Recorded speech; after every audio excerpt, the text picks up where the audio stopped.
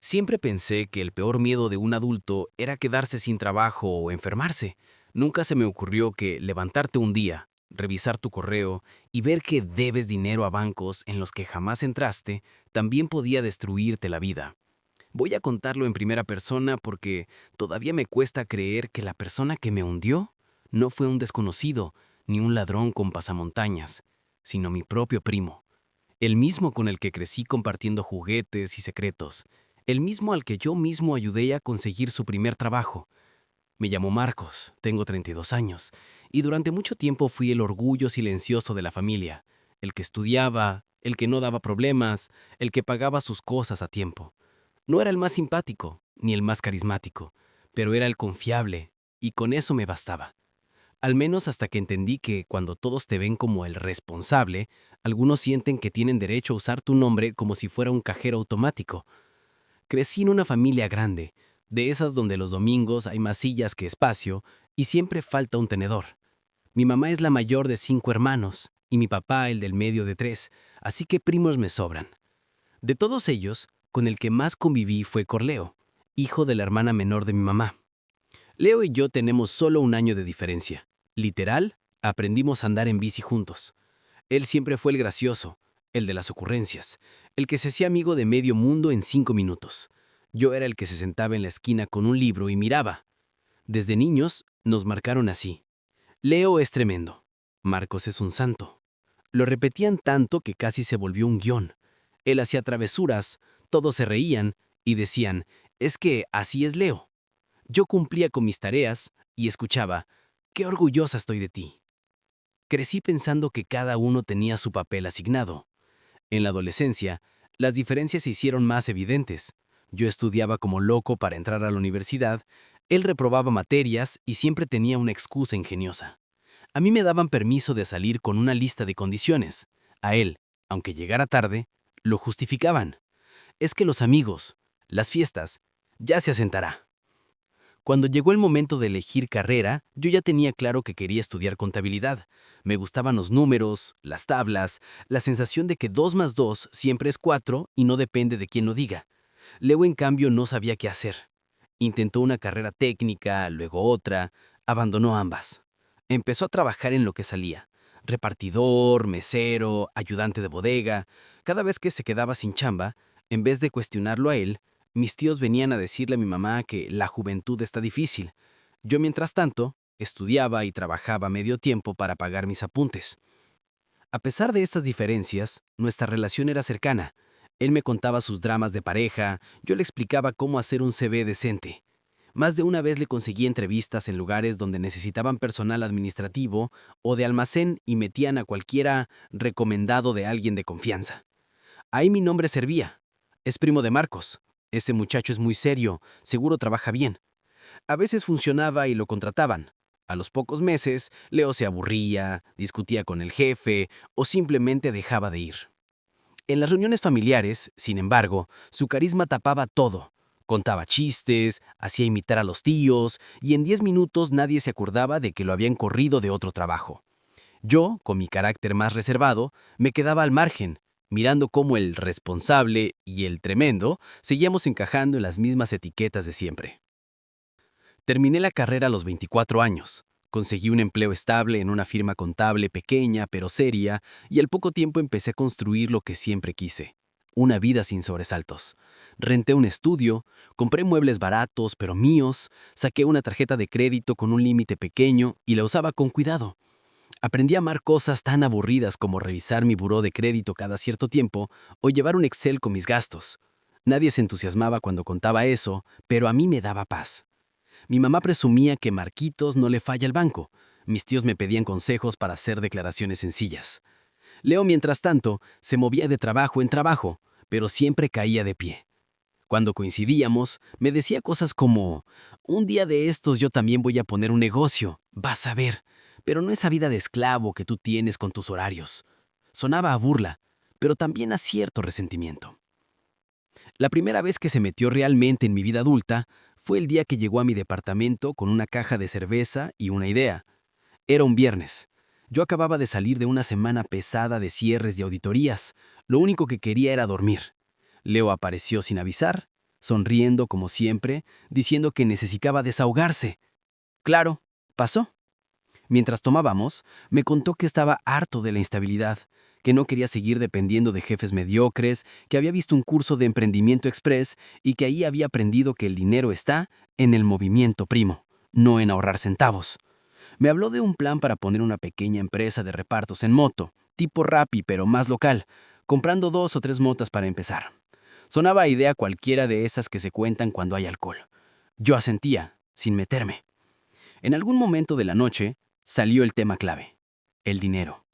Me dijo que, con su historial de trabajo inestable, ningún banco le daba un crédito decente. Me miró con esa cara de niño que pide ayuda y soltó. Primo, tú que eres tan cuadrado con tu buró limpiecito, podrías ser mi aval en un préstamo pequeñito. Yo pago, te lo juro. Solo es para arrancar. Después hasta vas a ganar tú también.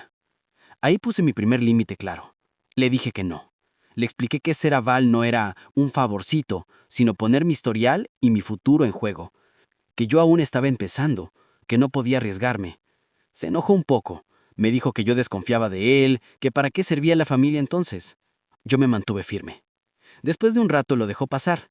Brindamos, vimos un partido en la tele y él se fue tarde, con la promesa de que ya saldría algo.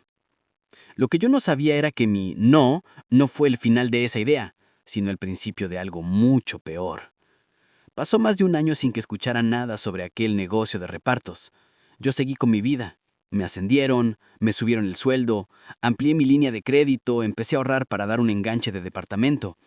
Leo seguía siendo el mismo torbellino, según me enteraba por los grupos familiares, que si ahora trabajaba en una refaccionaria, que si había conocido a una chica con la que ahora sí iba en serio, que se había comprado una moto usada.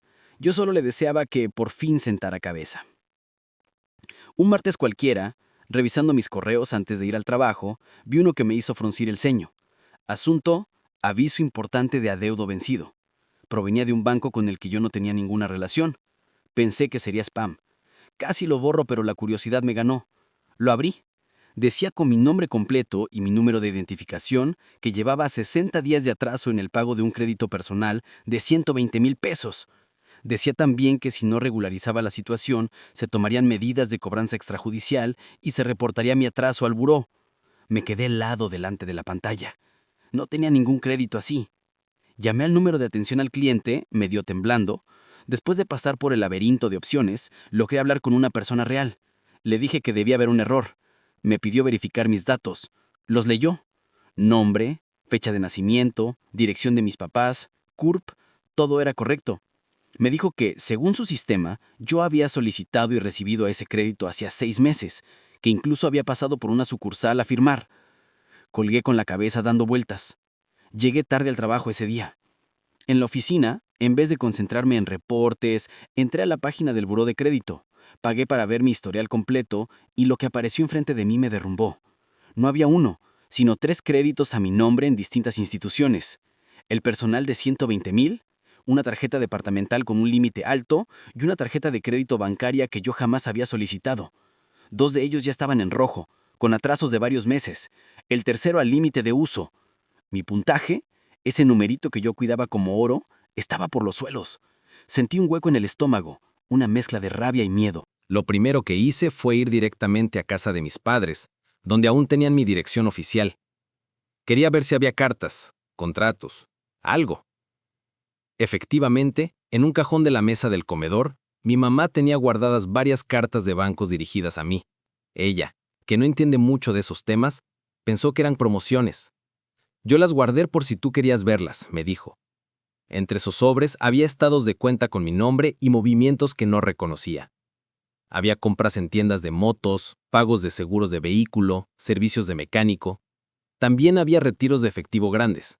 Me senté ahí mismo, en la cocina de mi infancia, a leer papeles que contaban la historia de una vida que no era la mía, pero llevaba mi nombre. Cuando le conté todo a mis papás, mi mamá se puso a llorar. Mi papá frunció el ceño y se quedó callado.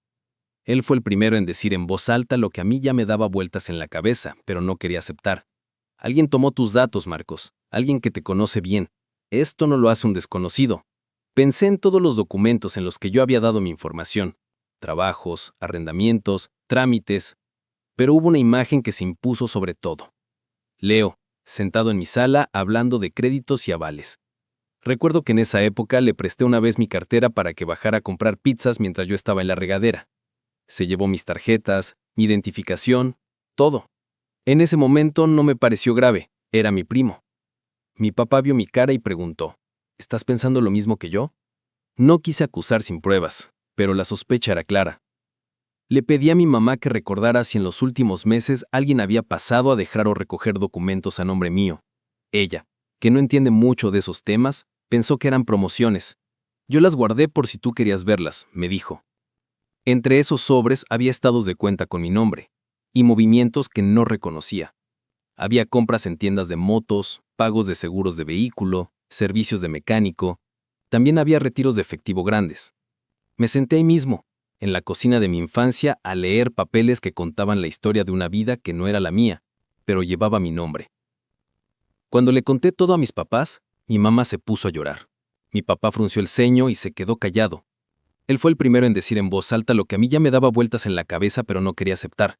Alguien tomó tus datos, Marcos. Alguien que te conoce bien. Esto no lo hace un desconocido.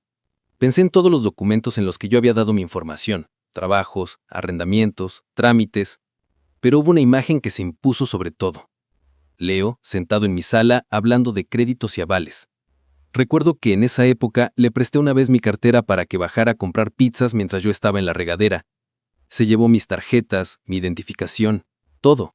En ese momento no me pareció grave, era mi primo. Mi papá vio mi cara y preguntó, ¿estás pensando lo mismo que yo? No quise acusar sin pruebas, pero la sospecha era clara. Le pedí a mi mamá que recordara si en los últimos meses alguien había pasado a dejar o recoger documentos a nombre mío. Ella mencionó casi de pasada que un par de veces un mensajero había traído paquetes del banco y que una vez Leo justo estaba de visita y dijo, yo se los llevo a Marcos, tía, no se preocupe. Ese detalle, que a ella le había parecido simplemente un gesto amable, para mí fue como una sirena en la cabeza. Leo tenía mis datos, sabía mi dirección, había tenido en sus manos cartas del banco dirigidas a mí. Sumando eso, la idea de emprender y su historial de inestabilidad, la ecuación empezaba a cuadrar demasiado bien. No podía acusarlo así, por teléfono. Decidí verlo en persona. Le llamé y le dije que necesitábamos hablar de algo importante. Sonaba normal, incluso bromista. ¿Qué pasa, primo? ¿Te vas a casar o qué? Quedamos en vernos esa misma tarde en un café cerca de la casa de mis padres. Llegó tarde como siempre, con su sonrisa de siempre, vestido con una chamarra nueva que yo nunca le había visto. Traía el celular en la mano, contestando mensajes sin parar. Me dieron ganas de golpearlo en la cara, pero respiré hondo. Le conté sin rodeos lo de los créditos, lo del buró, lo de las cartas. Al principio fingió sorpresa absoluta, como si estuviera escuchando una historia de un programa de televisión. Dijo cosas tipo, no puede ser, primo, qué cabrones. Hay mucha clonación de identidad ahora, tienes que tener cuidado.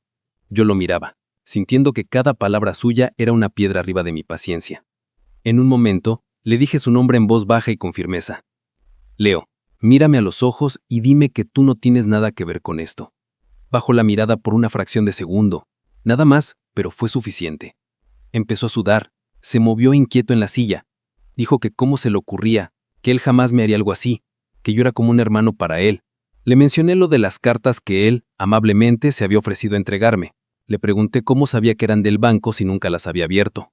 Ahí se le quebró el discurso. Empezó a titubear, a decir que quizá había firmado un papelito alguna vez, que un amigo suyo tramitador le había dicho que podía ayudarle a sacar un crédito para su negocio si tenía un aval, que él había pensado en mí, porque yo siempre pagaba todo, y que como yo le había dicho que no de frente, se había enojado y buscó otra forma.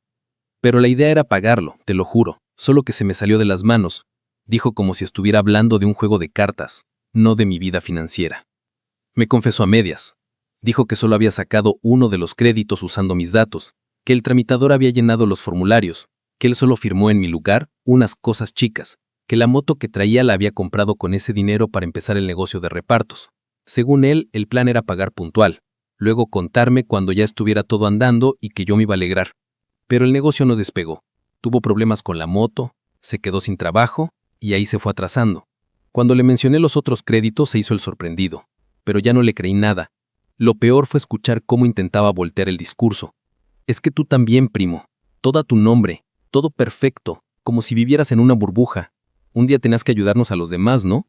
Salí de ese café con las manos temblando, y no solo de rabia. Tenía claro que lo que había hecho no era una travesura, era un delito. Suplantación de identidad, falsificación de firma, fraude. Tenía claro que mi historial crediticio estaba destruido y que si no hacía algo, los bancos me iban a perseguir durante años por deudas que no eran mías. Tenía claro también que si lo denunciaba formalmente, no estaba denunciando a cualquier persona, sino al hijo de mi tía, al primo con el que me había criado, al niño tremendo al que toda la familia siempre le perdonaba todo con una risa. Y ahí es en donde empezó la otra parte de la pesadilla, la familiar. Cuando mis tíos se enteraron, porque Leo en uno de sus dramas fue a llorarles que Marcos lo estaba acusando de cosas horribles, lo primero que hicieron no fue preguntarme si estaba bien, sino pedirme no hacer escándalo. Mi tía vino a mi casa con lágrimas diciendo que su hijo estaba desesperado, que había cometido un error por necesidad, que ella siempre me había querido como a un hijo, que cómo yo podía pensar en meterlo a la cárcel. Mi mamá, partida en dos, lloraba con ella. Mi papá se mantenía en silencio mirándome con una mezcla de orgullo y tristeza, como si supiera que cualquier decisión que tomara iba a romper algo. Algunos primos se enteraron por el chisme distorsionado y empezaron a escribirme mensajes de «No seas exagerado, al final es solo dinero, la familia es primero». Pero no era solo dinero. Por culpa de esos créditos, mi score se estaba hundiendo. El banco podía embargarme parte de mi sueldo, podía meterme en procesos legales, podía cerrar puertas a cualquier crédito futuro. El departamento que yo soñaba comprar se alejaba kilómetros. Yo sabía, como profesional del área, que los bancos no funcionan con «Ah, bueno, tu primo fue, entonces no pasa nada». Si no dejaba constancia de que se trataba de un fraude, para el sistema yo era el responsable. Empecé el proceso formal, fui al banco, pedí revisar los expedientes, pedí copias de las solicitudes. Cuando las vi casi me da algo. Eran formularios llenos con mis datos correctos, con una firma parecida a la mía, pero no exacta. En uno de ellos incluso adjuntaron copia de mi identificación oficial, claramente escaneada de una foto que Leo debió tomar cuando tuvo mi cartera. También había comprobantes de domicilio, estados de cuenta de servicios a nombre de mis padres que él seguramente había tomado de la casa. Todo cuadraba para el banco, no tenían por qué dudar. Tuve que levantar un acta ante el Ministerio Público por suplantación de identidad. Fui con un abogado, preparamos el relato, llevamos las copias. El funcionario que me tomó la declaración escuchó todo con cara de «otra vez lo mismo».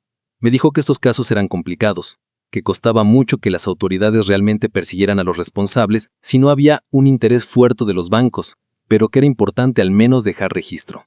La parte más dura fue cuando le preguntó si sabía quién podía haber sido el autor. Podía decir no sé y dejarlo como un fraude anónimo. O podía decir lo que sabía, que sospechaba de mi primo, que había confesado parcialmente, que tenía una moto y gastos que cuadraban con las fechas de los créditos. Decir su nombre era cruzar una línea invisible en mi cabeza. Lo dije. Me tembló la voz, pero lo dije. La noticia corrió como pólvora. En pocas horas ya no era Marcos está en problemas por unos créditos, sino Marcos quiere meter a Leo a la cárcel. Mi teléfono no paraba. Unos me insultaban directamente. Otros me decían que por favor recapacitara, que buscáramos arreglar todo en familia. Leo me llamó varias veces, primero llorando, luego amenazando, que si seguía con eso iba a decir que yo le había dado permiso, que iba a inventar que el trato era que él pagaba un tiempo y luego yo, cosas así. No contesté.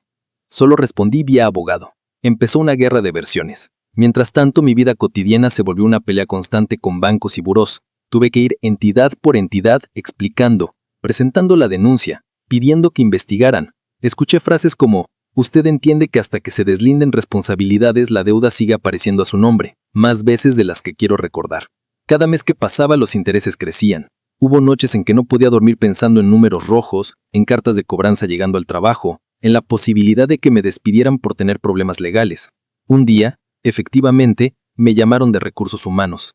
El banco donde se tramitó uno de los créditos había enviado una carta a mi empresa, notificando que uno de sus empleados estaba en investigación por adeudos importantes. En mi trabajo son paranoicos con la imagen y la ética financiera del personal. Tuve que sentarme frente a mi jefe, mostrarle toda la documentación, mi denuncia, mis trámites. Fue humillante, porque aunque yo sabía que era la víctima, me sentía como si estuviera pidiendo perdón por algo que no hice.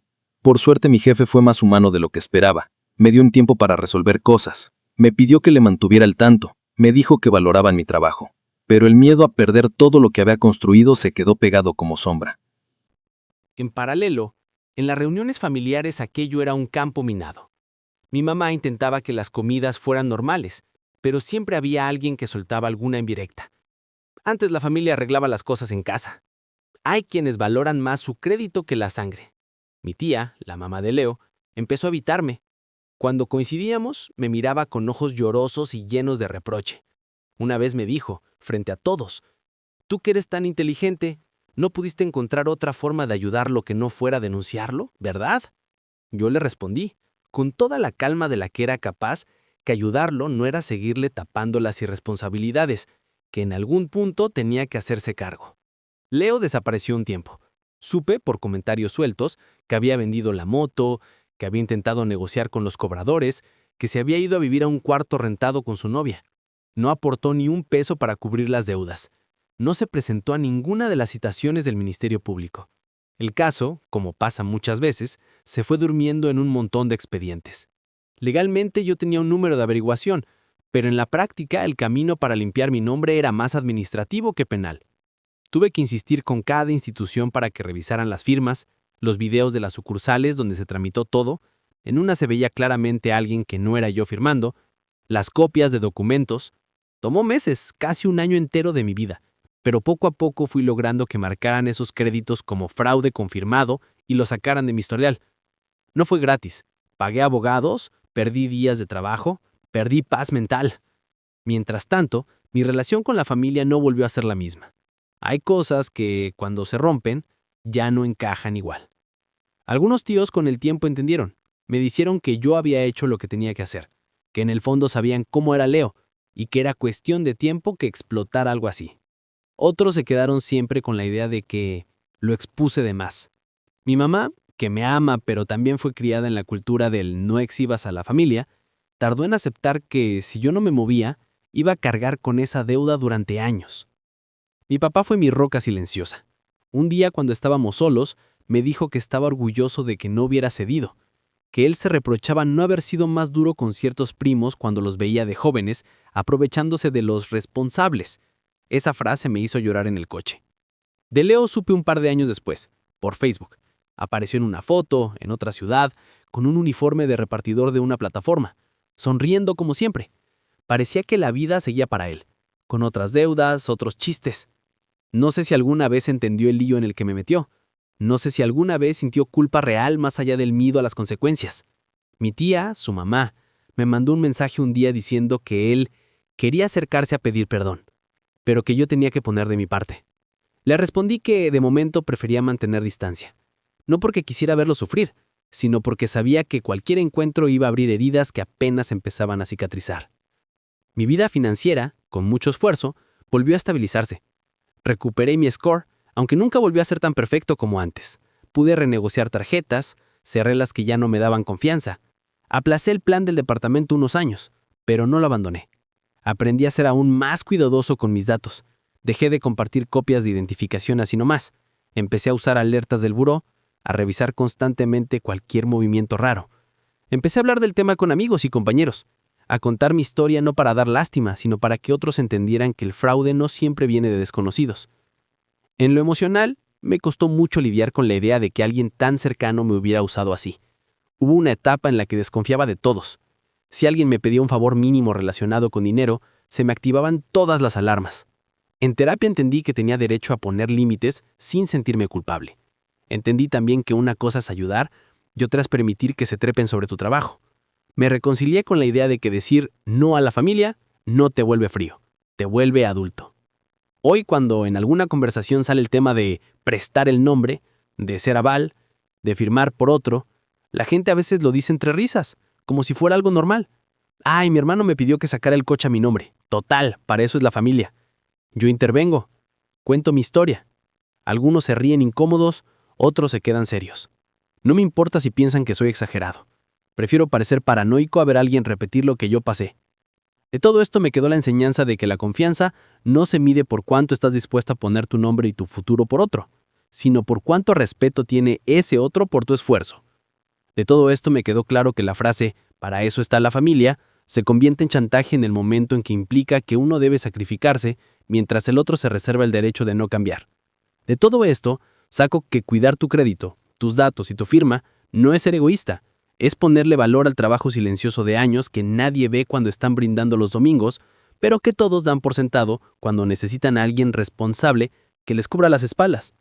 Y sobre todo de todo esto me quedó la certeza de que nunca más me voy a dejar que me hagan sentir mala persona por negarme a ser cómplice de la irresponsabilidad de otros.